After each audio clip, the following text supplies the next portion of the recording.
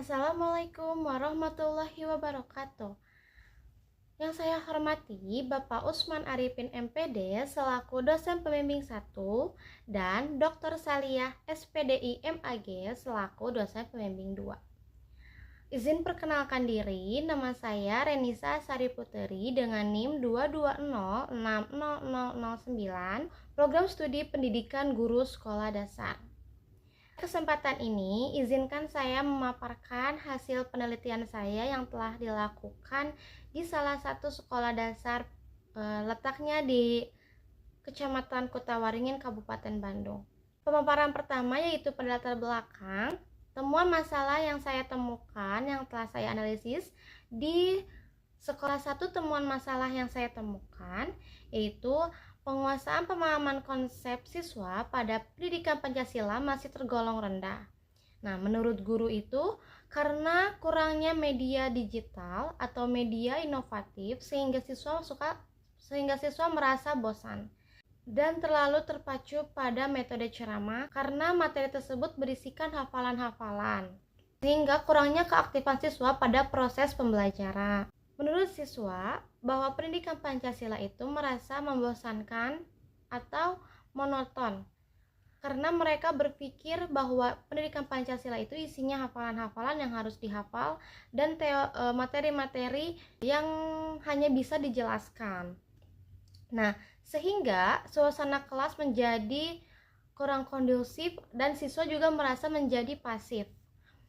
Oleh karena itu, pemahaman pada siswa terkait materi gotong royong ini tergolong rendah. Hasil dari salah satu wawancara dari guru kelas 4 bahwa sebenarnya pada mata pelajaran pendidikan Pancasila ini hanya terpacu dengan dua media, yaitu media LKPD dan TTS. Jadi kurangnya menggunakan media digital sehingga siswa hanya terpacu dengan kertas dan tulisan. Lalu solusi yang diberikan oleh peneliti yang disesuaikan dengan karakteristik atau kebutuhan sekolah yaitu dengan mengembangkan sebuah media ular tangga soal atau bisa disebut ultaso. Nah, opsi itu di dalamnya terdapat tujuan pembelajaran, materi pembelajaran, petunjuk permainan, dan soal-soal. Rasa mengembangkan media ultaso karena bahwa setiap belajar itu tidak harus diam di bangku. Nah, peneliti akan mengenalkan bahwa belajar kolaborasi dengan cara bermain. Rumusan masalah pada penelitian ini yaitu bagaimana kelayakan media pembelajaran ultaso pada siswa dalam memperkuat pemahaman konsep. Nah, lalu yang kedua ada bagaimana keefektifan media ultaso dalam memperkuat pemahaman konsep peserta didik terkait materi gotong royong. Nah, yang ketiga ini ada pengaruh penggunaan media pembelajaran ultaso pada materi pendidikan Pancasila ya dalam penguatan pemahaman konsep. Nah, tujuan penelitian ini untuk mengetahui kelayakan media pembelajaran ultaso pada materi gotong royong untuk memperkuat pemahaman konsep. Yang kedua, mengetahui keefektifan media pembelajaran ultaso dalam memperkuat pemahaman konsep pada materi gotong royong, dan yang terakhir itu mengetahui pengaruh media pembelajaran ultaso terhadap penguatan siswa pada materi gotong royong. Di sini peneliti menggunakan metode penelitian R&D atau Research and Development atau yang berarti pengembangan. Nah, dalam pengembangan ini peneliti juga menggunakan model dari ADDI yaitu Analyze, Design, Develop, Implement, and Evaluation. Subjek pada penelitian ini membutuhkan satu validator ahli materi, satu validator ahli media, 42 siswa kelas 5 sebagai uji validitas soal. Yang kedua itu membutuhkan kelas 4A dengan 35 siswa dan kelas 4B membutuhkan sebanyak 39 siswa. Lokasi penelitian ini di SDN Ranca Malang 1 di daerah Kecamatan Kutawaringin, Kabupaten Bandung. Ini pengumpulan data yang dibutuhkan penelitian ini ada non-tes dan non-tes. Ada wawancara, angket, validasi media dan ahli materi, soal validitas, angket respon guru dan angket respon siswa, lalu yang terakhir pretest dan posttest. Nah, teknik analisis penelitian ini menggunakan kualitatif dan kuantitatif. Kembali ke model alur ADDI, yang pertama analyze, di mana peneliti melakukan wawancara, menganalisis permasalahan, dan menganalisis kebutuhan guru, siswa, dan medianya. Yang kedua itu ada design, yang dimana peneliti juga merancang media dan menyusun materi. Nah, yang ketiga ini develop. Develop ini peneliti melakukan pembuatan dan pengujian produk. Pengujian produk dilakukan kepada validator ahli media dan ahli materi untuk menilai kelayakan untuk digunakan di SDN tersebut. Setelah uji validator, peneliti melakukan turun ke lapangan. Nah, di sini ada 3 tahap lagi, yaitu ada one-to-one, small group, dan field trial. Nah, di sini one-to-one itu peneliti melakukan uji coba produk kepada 3 siswa dengan 3 karakteristik yang berbeda. Oleh karena itu, peneliti melakukan untuk menggunakan sampel pervasive sampling membutuhkan 3 karakteristik siswa yang berbeda-beda. Nah, setelah itu peneliti melakukan small group. Small group itu berisikan 12 siswa dengan dibagi setiap kelompoknya 3 siswa. Jadi ada 4 kelompok. Nah, 4 kelompok ini yaitu gabungan dari kelas 4A dan kelas 4B. Dan yang terakhir yaitu field trial, yaitu melakukan uji coba kepada satu kelas, tetapi dari kelas yang belum pernah menggunakan media ular tangga soal. Setelah field trial selesai, peneliti melakukan analisis kepada 3 tahap tersebut. Analisis terhadap one-to-one, analisis terhadap small group, dan analisis terhadap field trial. Nah, setelah dievaluasi dan dianalisis, selanjutnya peneliti melakukan tahap implementation atau implementasi yang dilakukan kepada kelas yang dikhususkan peneliti. Pada tahap implementasi ini, peneliti melakukan pelatihan kepada wali kelas 4A sebelum menggunakan media pembelajaran. Nah, pelatihan ini dilakukan di luar jam pembelajaran atau di jam khusus sebelum penggunaan media kepada kelas 4A. Karena di sini peneliti hanya sebagai observer, oleh karena itu peneliti melakukan pelatihan kepada guru tersebut. Setelah pada hari pembelajaran, guru menggunakan media dengan memaparkan isi materi dan menjelaskan tata cara permainan pada Ultaso. Nah, sebelum siswa melakukan permainan tersebut, guru menjelaskan cara bermain atau petunjuk dan menjelaskan juga konsekuensi ketika menjawab pertanyaan yang salah atau yang benar. Nah, setelah selesai, sebelum pembelajaran, siswa melakukan pretest, dan sesudah pembelajaran, siswa melakukan posttest dan mengisi angket respon siswa. Nah, setelah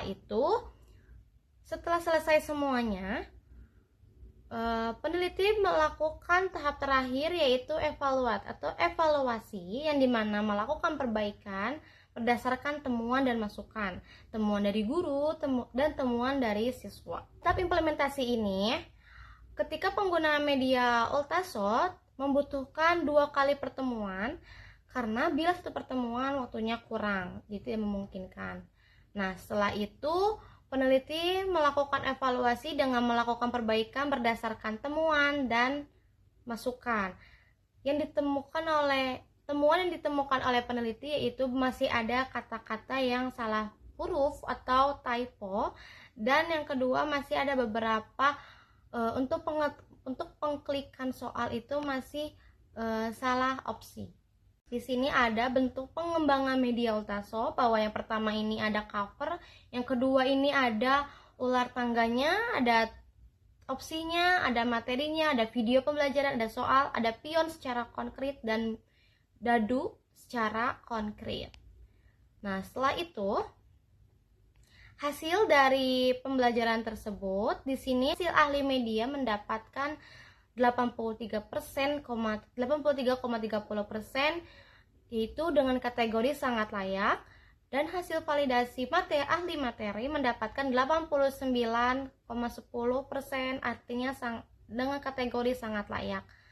Untuk medianya memiliki keunikan, kualitas dan tampilan medianya juga cukup, dan daya tariknya membuat siswa merasa antusias bahwa pembelajaran dengan cara bermain serta diskusi bisa dilakukan dengan waktu yang diskusi yang dilakukan sangat seru.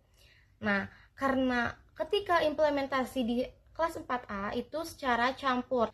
Nah, untuk validasi ahli materi ini, bahwa materi yang terdapat pada media dan pada modul ajar ini sesuai dengan komponen pendidikan Pancasila.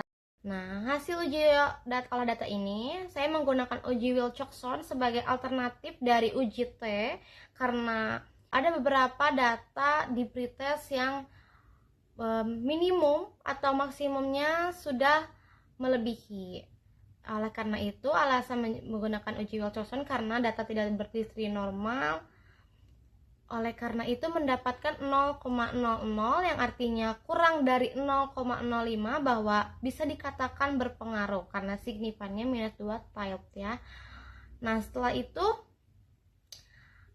adanya perbedaan nilai dari pretest dan posttest. Nah, untuk melihat peningkatannya menggunakan uji N-gain. Nah, di sini ada uji N-gain score, itu mendapatkan 0,78 rata-ratanya, dan N-gain presentase yaitu 78,9 rata-ratanya dengan maksimum 100, minimum 33,33.